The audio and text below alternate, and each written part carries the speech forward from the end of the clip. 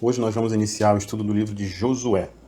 A gente já viu anteriormente que, desde o Êxodo, o povo de Israel, eles vão ser resgatados por Deus das terras do Egito, no qual eles passaram a viver uma vida de escravidão, com muito trabalho, um trabalho severo.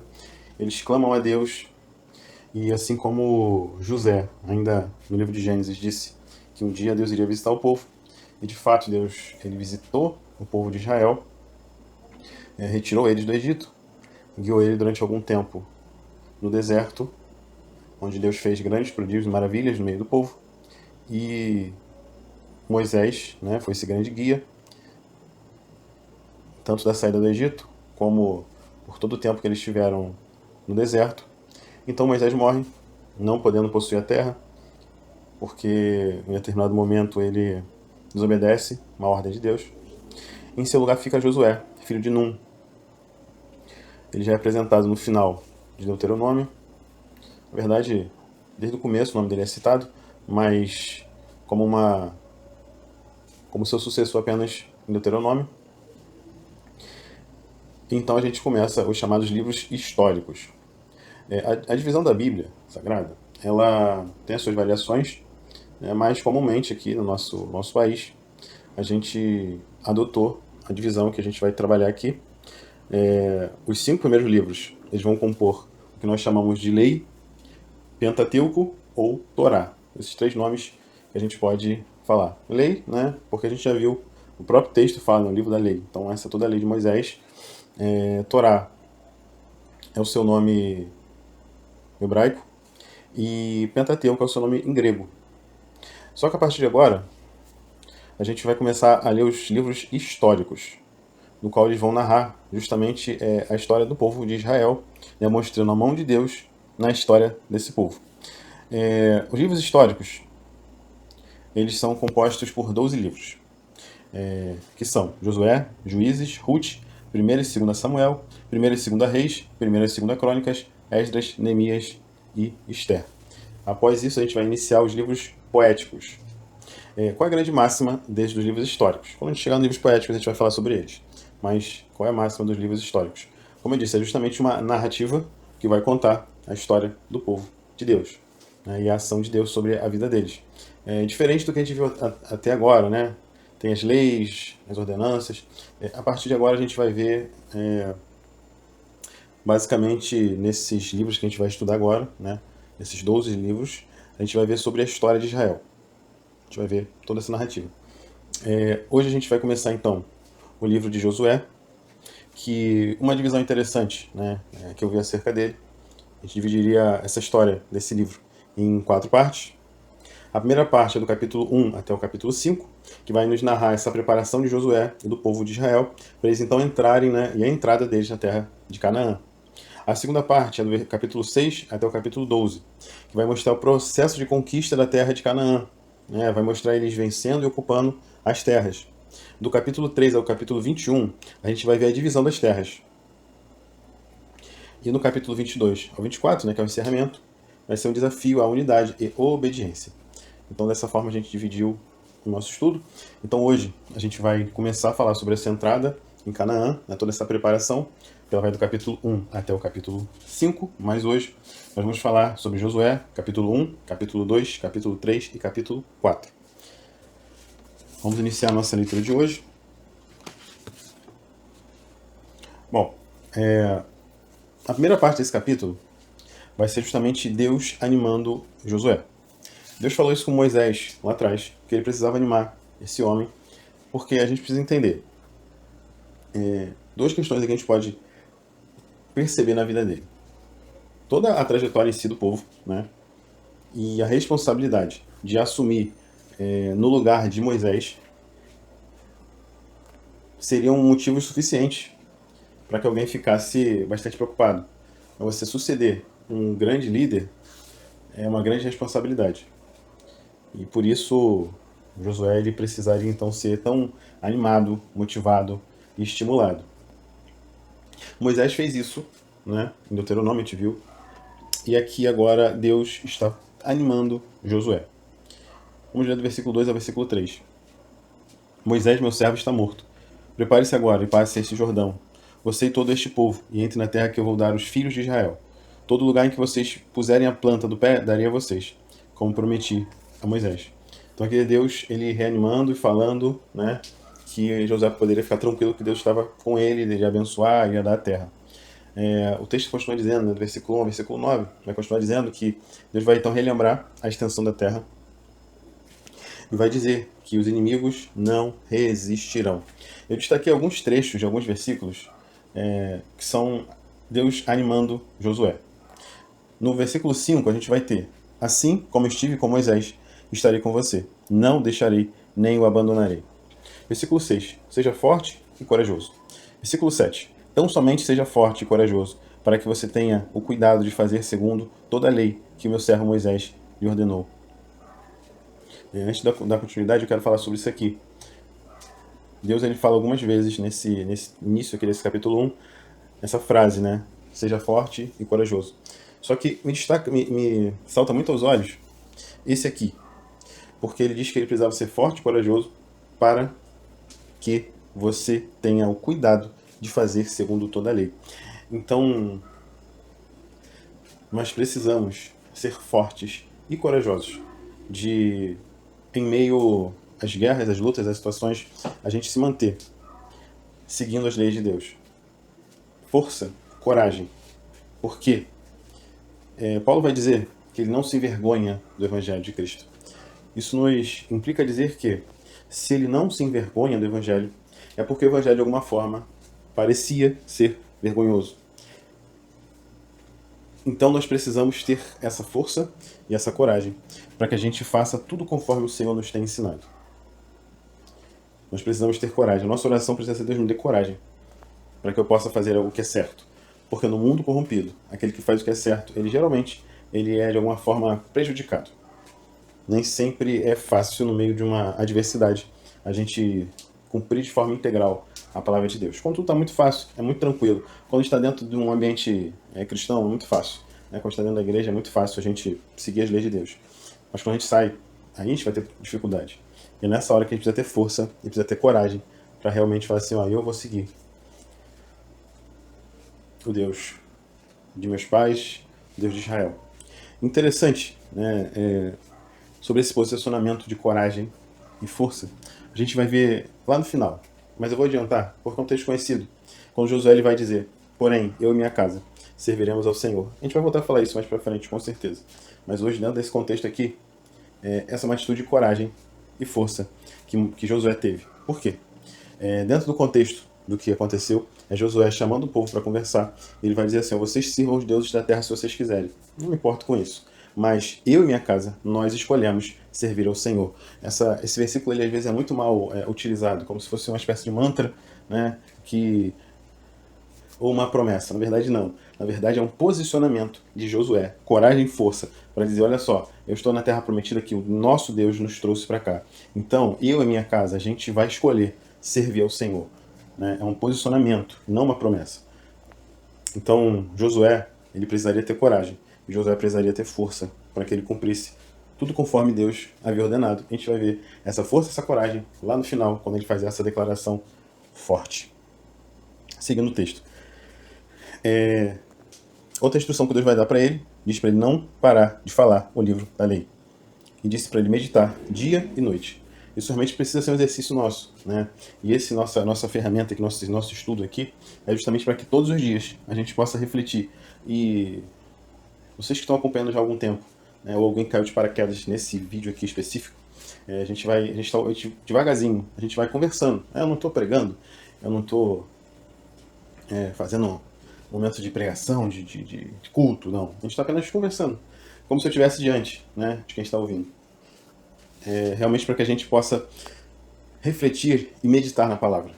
Isso é necessário, a gente olhar realmente as escrituras e meditar nela, usar a mente, usar o nosso raciocínio lógico. A Bíblia é um livro espiritual? Sim, ele é produzido de forma espiritual, mas ele passa por mentes humanas, e as mentes humanas que leem precisam interpretar o que está escrito. Óbvio, com a ajuda do Espírito Santo, né? Mas,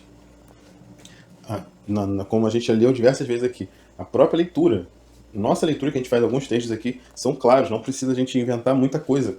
A gente não faz aqui teologias, né, profundas. Aqui a gente está fazendo um estudo bíblico, a gente está conversando sobre os textos, só isso. Tanto é que eu não cito muitos outros livros, né, da Bíblia, ou até livros externos, comentários, que são muito bons, mas aqui o nosso intuito é realmente a gente focar no texto. A gente realmente olhar para as escrituras, entender o que está escrito e aplicar em nossas vidas. Por isso que Deus fala para Josué: Josué, não para de falar o livro da lei. E medita nele o dia inteiro. Justamente para que para que ele não viesse a errar, para que ele não viesse a cair. E também a gente precisa meditar por esses mesmos motivos. Versículo 9. Não foi isso que eu ordenei? Seja forte e corajoso. Não tenha medo, nem fique assustado, porque o Senhor seu Deus estará com você por onde quer que você andar. Então, essas duas vezes que Deus vai falar fortemente essa frase, né? Seja forte e corajoso. A primeira para que ele cumprisse e a segunda para que ele entrasse na terra. Então, aqui fica uma reflexão para a gente. Do versículo 10 ao versículo 18, a gente vai ver a preparação para atravessar o Jordão. Depois, então, Deus falar com Josué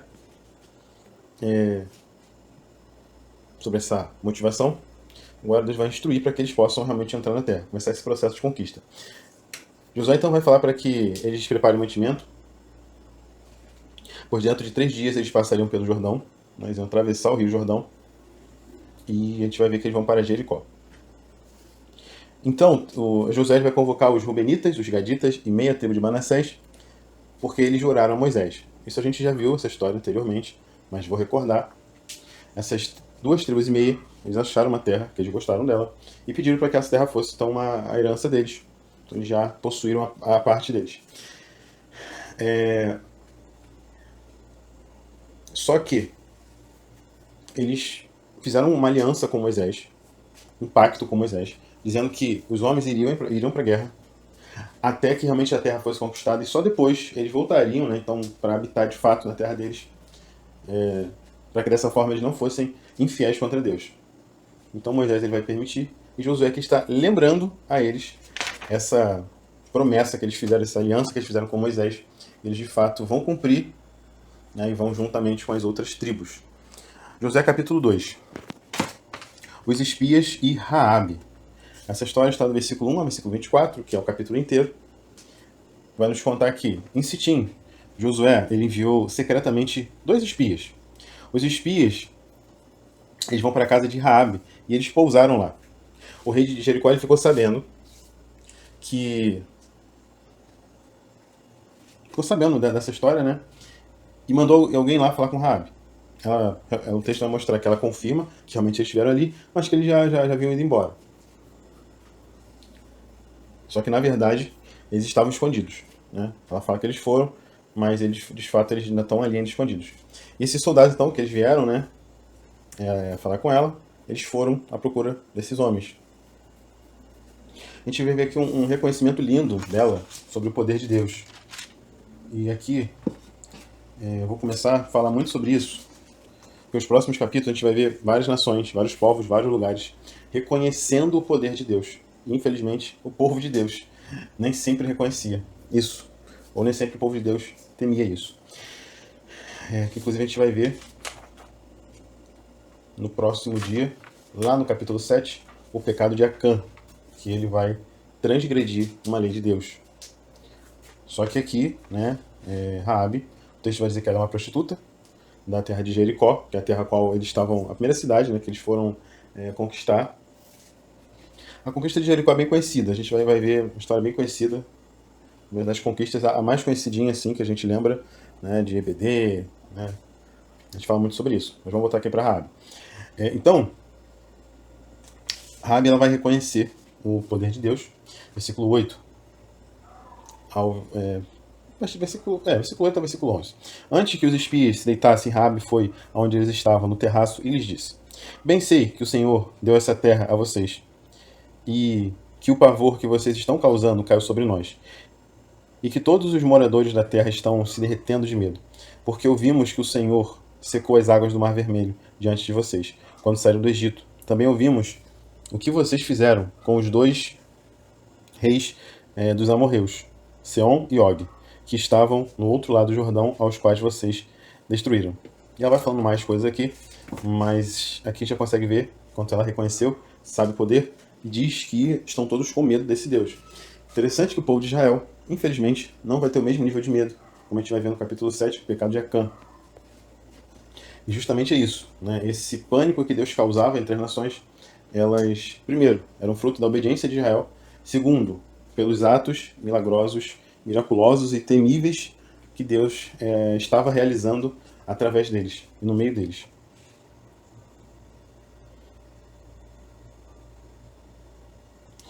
E depois de Rabi reconhecer o poder de Deus, ela pede então a misericórdia sobre ela e sobre sua família. Eles vão prometer que a família dela será poupada. Mas eles fazem uma espécie de uma aliança com ela e dizem para ela que ela precisaria amarrar um cordão escarlate, vermelho, na janela. Caso contrário, eles ficariam desobrigados a qualquer coisa. Né? Se tivesse ali o cordãozinho, Israel não iria fazer nada, mas qualquer um que estivesse do lado de fora, eles não iriam garantir a salvação deles.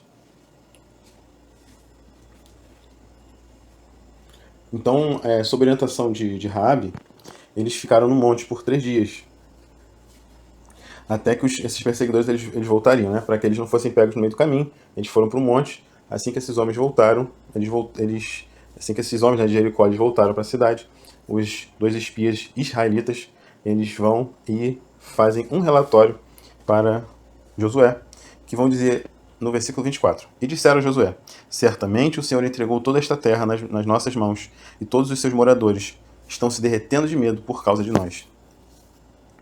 Então aqui os povos eles estão reconhecendo, né? Israel percebeu o pânico e o pavor que esse povo aqui estava sentindo. Josué capítulo 3.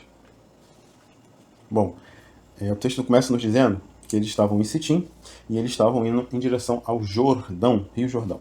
Quando os levitas, né, e essa instrução que Deus vai dar, isso aqui a gente vai ver, vou abrir esse parênteses, lá atrás, no livro da lei, nós vemos que a obediência em relação às ordens de Deus, a lei de Deus, né, mais especificamente, a ordem vai ser agora, mas sobre as leis de Deus, elas são o motivo da bênção e o descumprimento é o motivo da maldição. A gente falou muito sobre isso. Agora, a gente vai ver sobre as ordens de Deus. Esses eventos que a gente estava conversando aqui, todos aqueles que Israel optou por obedecer, né, não a lei, mas a orientação de Deus, e também a lei, né, obviamente, né, 2 coisas são necessárias, mas aqui especificamente, eles cumprir as ordens de Deus, as estratégias de guerra de Deus, eles foram vitoriosos. Primeiro, eles precisariam obedecer as leis de Moisés. Segundo, eles precisariam obedecer as ordens de Josué. Né? Então, essas 2 coisas eram importantes para que eles conquistassem a terra prometida. Essa conquista estaria debaixo dessas 2 coisas aqui.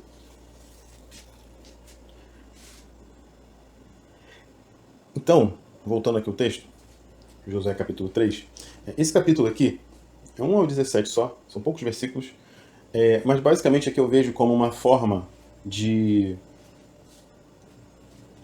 mostrar ao povo, né?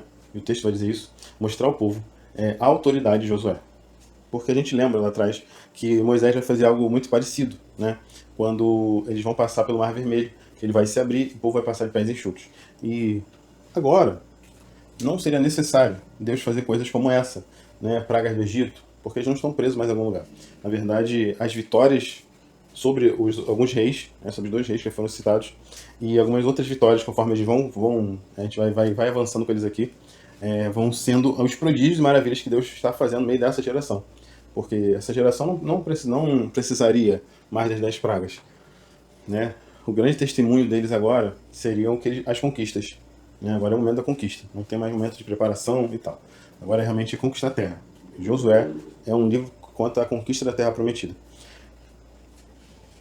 Então aqui a gente vai ver justamente isso. Né? Deus confirmando diante do povo que Josué ele é esse novo guia.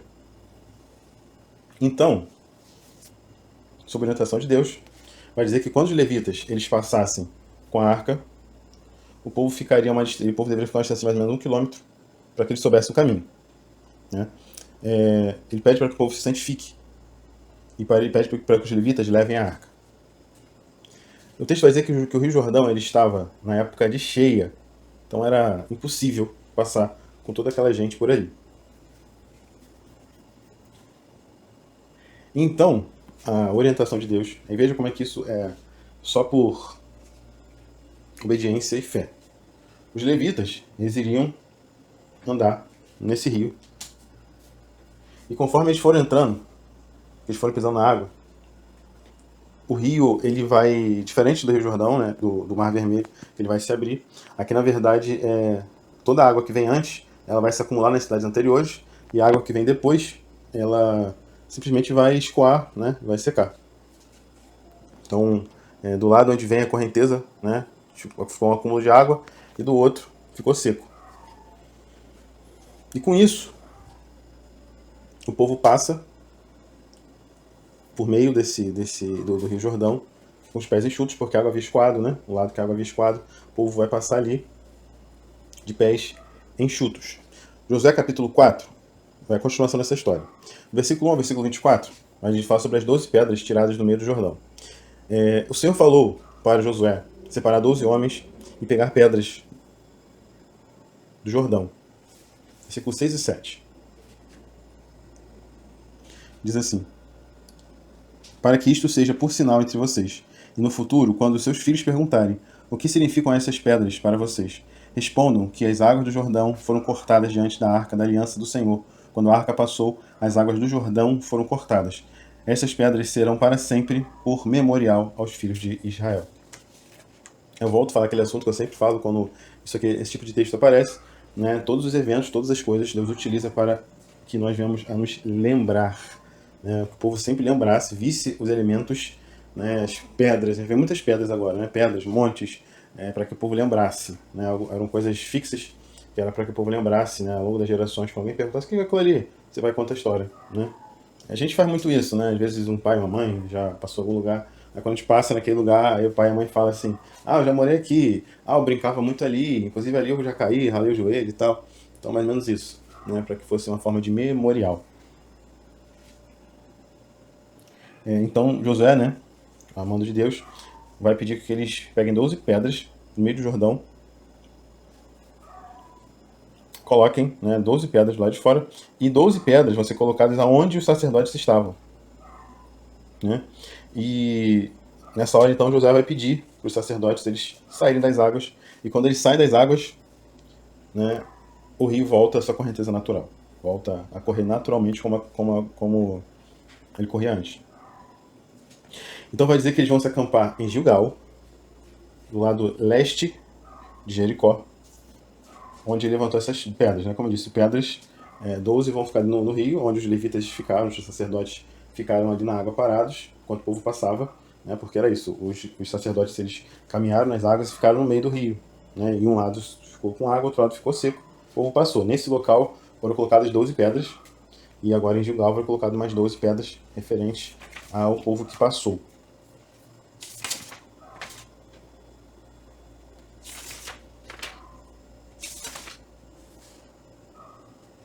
Então, com isso, a gente vai encerrar a nossa conversa de hoje. Basicamente foi mais uma introdução a alguns assuntos, né?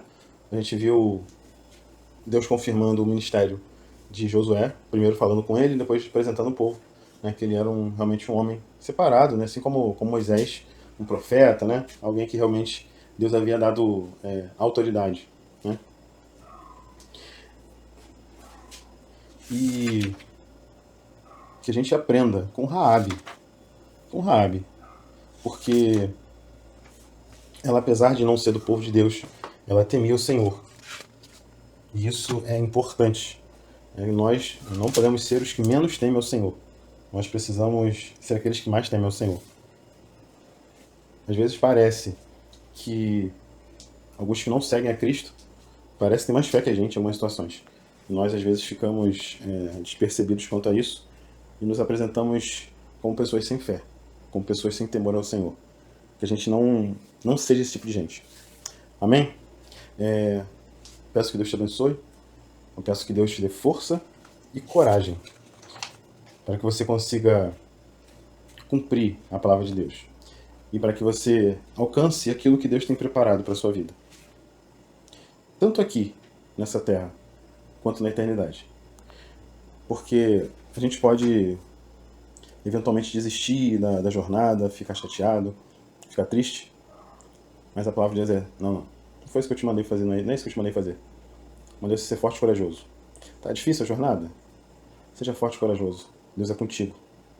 Essa convicção que a gente já viu lá atrás, muitas vezes eu falei sobre isso. O quanto a convicção da presença de Deus no nosso meio tem que ser uma realidade em nossas vidas. Fé não é uma filosofia. Fé não é um sentimento. Fé é uma certeza que existe um Deus que guarda as nossas vidas. É a certeza que existe um Deus que foi capaz de morrer numa cruz do Calvário para nos salvar. Isso é fé. A gente entender isso. Fé é um exercício racional das coisas de Deus. Fé é a gente olhar para as Escrituras e falar assim: foi isso que aconteceu. E esse aqui é o meu Deus. Então eu vou ficar tranquilo, posso ficar relaxado quanto a qualquer problema que me vier. Porque se Deus está no meu meio, e isso a gente hoje, né, dentro da realidade cristã, é literal. Deus está dentro da gente. O Espírito Santo, ele habita em nós. E se a gente entende isso, que nós somos esses tabernáculos de Deus que carregam a presença dele, nós vamos entender que vida de santidade, vida de fé, elas não são uma opção, uma possibilidade. Elas são exatamente o que nós devemos ser. As conquistas que nós alcançamos aqui na Terra são bênçãos. E amém se Deus fizer isso pela gente. Mas a maior conquista que um ser humano vai conseguir alcançar, e só que ele não alcança com seus méritos, ele alcança através dos méritos do Filho amado de Deus, Jesus Cristo, que é a salvação eterna. Que é Deus observar que, apesar de nossos pecados, merecendo então a punição eterna, Deus ele olha para a gente com um olhar de misericórdia, de graça, e diz que se nós crermos em seu Filho, nós iremos alcançar a vida eterna. Que não é só uma terra de delícias, mas é onde a presença de Deus ela vai se manifestar de um nível tão profundo como nunca antes em nossas vidas. Se é bom hoje a gente estar na presença de Deus, imagine um momento em que a presença dele não vai ter limite sobre as nossas vidas. Será um nível tão profundo que vai fazer parte de nós. Então é sobre isso que eu quero falar hoje. Sobre essa reflexão que eu quero que a gente tenha hoje. Do quanto a nossa jornada cristã precisa ser pautada em Deus e na sua palavra. Que Deus te abençoe, que Deus te dê coragem e força para seguir a sua jornada até a conquista da terra prometida, a Canaã celestial. Não pare, não desista, não permita que as aflições te paralisem.